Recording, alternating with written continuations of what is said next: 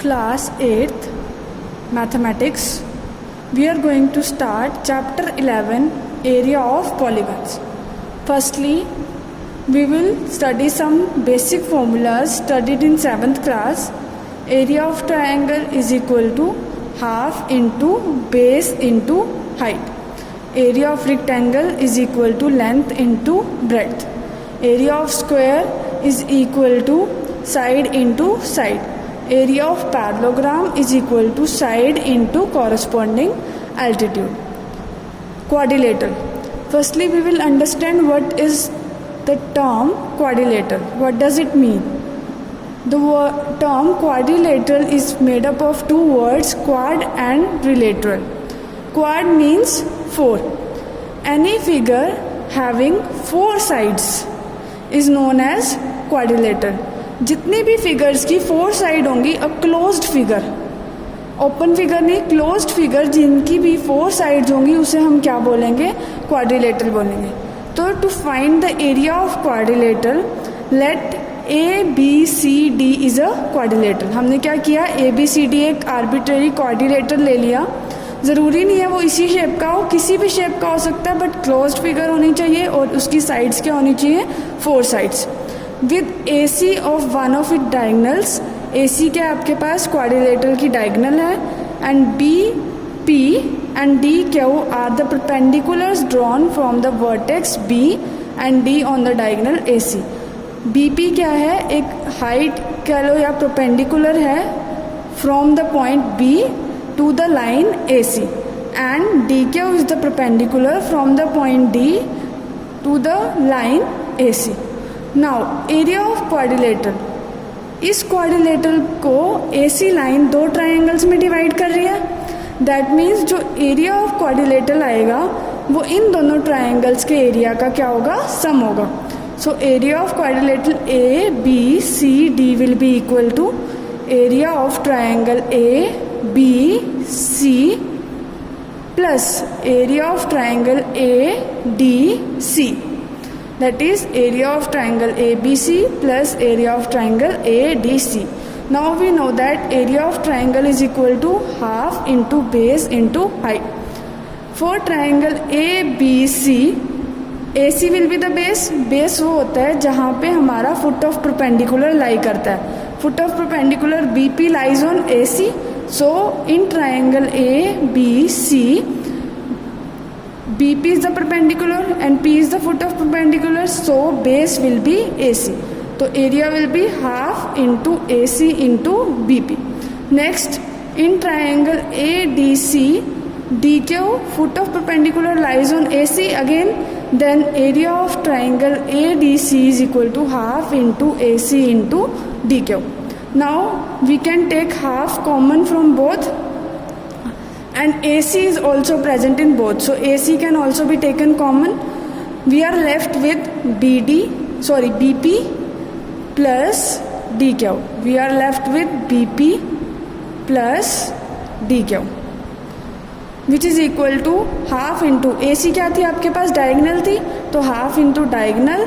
And BP and DQ क्या है आपके पास? परपेंडिकुलर्स, तो half into diagonal into sum of perpendicular on the diagonal from the opposite vertices. Opposite vertices से जो diagonal के ऊपर perpendiculars draw किए हैं उनका sum into diagonal into half. This is the area of quadrilateral.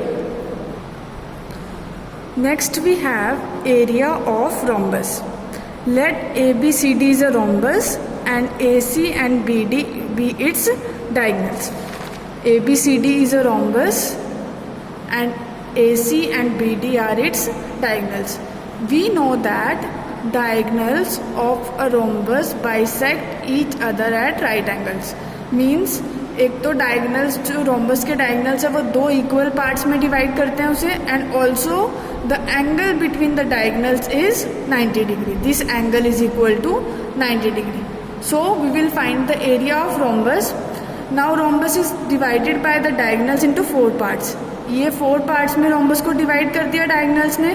First part is AOB, second part is BOC, third triangle is AOD and 4 triangle is DOC. ये 4 triangles बन रहे हैं. That means area of rhombus क्या हो जाएगा? Sum of area of all these triangles. Now these triangles have equal area, so we can write it as 4 into area of any of these one triangle. In this case I am using the area of triangle AOB, which is equal to 4 into area of triangle AOB. Now formula for area of triangle is equal to half into base into height, which is equal to 4 into 1/2. इसकी ये 90 degree है. मैंने आपको पहले भी 7th में बताया गया होगा. 90 डिग्री के सामने वाली जो साइड होती है that is hypotenuse, and this is base and this is height. So half into AO will be the base and OB into OB will be the height, which is equal to 4 into 1/2 into. अब देखो मैंने क्या बताया था कि diagonal एक दूसरे को 2 इक्वल पार्ट्स में डिवाइड करते हैं. That means AO will be equal to OC. तो हम लोग AO को क्या लिख सकते हैं? Half of AC. Similarly OB को हम क्या लिख सकते हैं? Half of BD. ये 2 से 4 कैंसिल, यहाँ पे 2 आएगा, 2 कैंसिल 1. तो answer is 1/2 into AC into BD. अब AC क्या है आपके पास? डायगोनल. BD भी क्या है आपके पास? डायगोनल. तो एरिया ऑफ रोम्बस का फॉर्मूला क्या बना? Half into product of its diagonals. Now if you are given the length of 2 diagonals of rhombus, suppose D1 is the length of first diagonal and D2 is the length of second diagonal, you have to find the side of rhombus. So how will you find? Suppose let D1 and D2 are the 2 diagonals of the rhombus ABCD. Now in triangle AOB is a right angle triangle, so you can apply Pythagoras theorem. Hypotenuse square is equal to base square plus perpendicular square. Hypotenuse क्या है आपके पास? AB. तो AB square is equal to AO square plus OB square using Pythagoras theorem. Now ये square अगर left side से right side पे shift होगा it will be converted into under root. अब देखो अगर ये कंप्लीट डायगोनल D1 है तो AO की लेंथ क्या आएगी? D1/2. क्योंकि मैंने अभी पहले ही एक्सप्लेन किया था आपको that AO and OC are equal. Similarly OB की लेंथ क्या आएगी? D2/2 square. तो अंडर रूट D1 का स्क्वायर D1 स्क्वायर, 2 का square 4. Similarly D2 square is D2 square and 2 का स्क्वायर इज 4. तो answer is under root D1 square plus D2 square. LCM लोगे आप and 4 will be taken outside, then total answer will be 1/2 under root D1 square plus D2 square. Therefore sides of a rhombus can be found out by 1/2 into sum of square of diagonals. Next we will find the area of trapezium. ABCD is a trapezium. ABCD is a trapezium with AB parallel to CD. We have drawn DP perpendicular to AB and CQ perpendicular to AB. Let length of DP and CQ is equal to H because ये क्या है आपके पास? height of the trapezium. Now we have to find the area of the trapezium. Trapezium is also a kind of quadrilateral. देखो इसकी कितनी sides हैं? 4. देखो AB BC CD DA कितनी साइड्स होगी आपके पास? 4 साइड्स होगी. तो trapezium is also a type of quadrilateral. तो एरिया ऑफ क्वाड्रिलेटरल ABCD, देखो इसको इस हाइट ने इस ट्रेपेजियम को 3 पार्ट्स में डिवाइड कर दिया. One is the triangle ADP, second is rectangle DPQC and third is the triangle BCQ. तो ट्रेपेजियम का एरिया क्या होगा? Area of triangle this plus area of rectangle plus again area of triangle. That is area of triangle APD plus area of rectangle PQCD plus area of triangle BQC.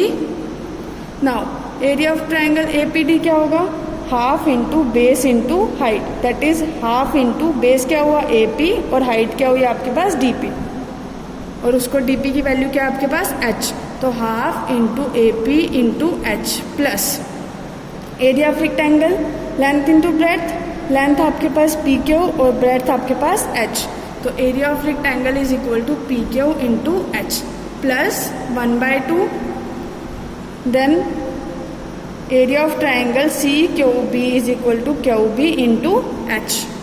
Now H is common in all of them, we have taken H common. अगर हम यहाँ पे 1/2 से multiply कर दें और 2 से multiply कर दें तो the answer will, the equation will remain same. तो 1/2 कॉमन लेंगे तो क्या बचेगा, AP plus 2PQ plus QB. अब 2PQ को आपने 2 पार्ट्स में लिख लिया, PQ प्लस PQ, एक PQ यहाँ लिखा हुआ, एक PQ हमने लास्ट में शिफ्ट कर दिया, half into AP PQ QB.